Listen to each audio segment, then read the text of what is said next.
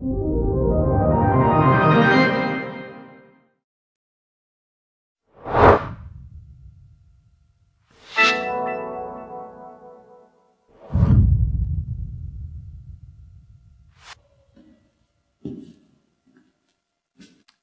it be great if users of Ableton Live could create their own unique features?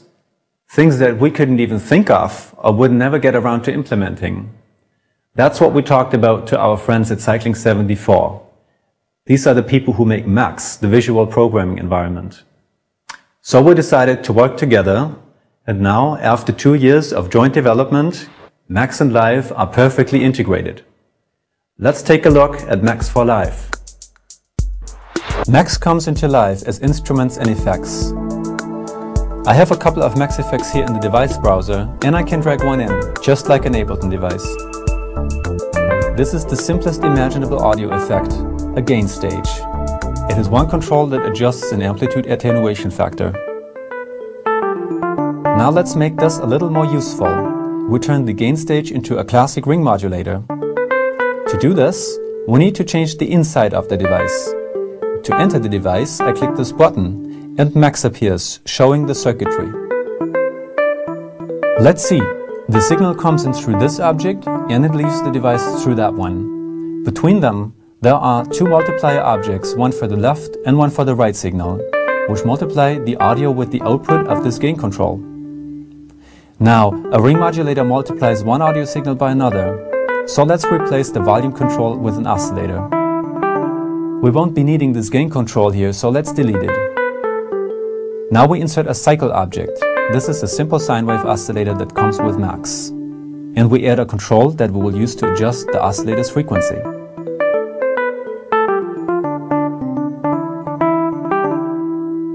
Now let's make the necessary connections. We connect the cycle to the multipliers,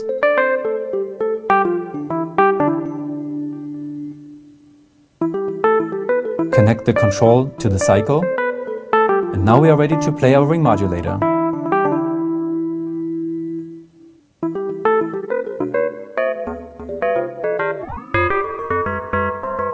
Notice that this all happens while the music kept playing in Live.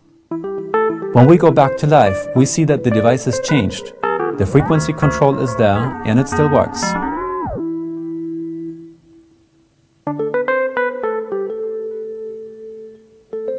This device works just like any other Live device.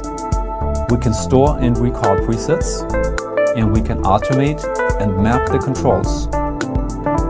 Now let's look at a more advanced example. Here's a step sequencer.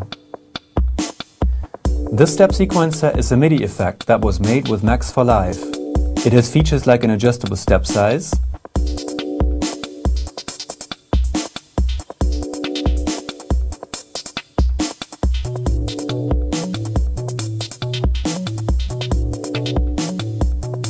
shift left and right buttons to shift the sequence,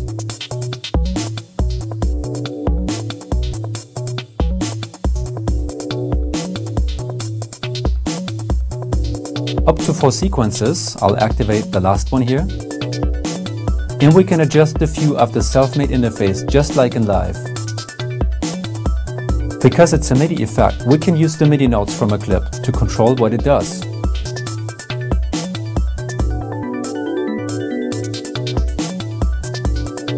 And when we take a look under the hood, we can see that it really is a Max patch.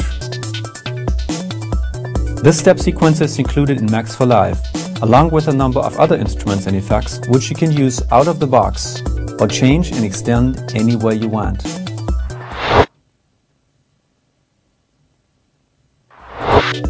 Max for Live comes with a set of step-by-step tutorials that teach you how to make useful devices like this beat synced delay.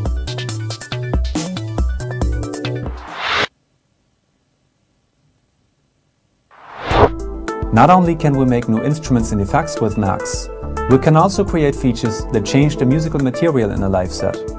For example, here I have a function that reverts whatever MIDI notes are selected in Live's MIDI editor. We can also make new features that extend what hardware does. For example, the new APC 40 by Akai. Normally, Those buttons are used to fire clips in the session view. Now I'm running them as a step sequencer interface. We have made a completely new setup using Max for Live.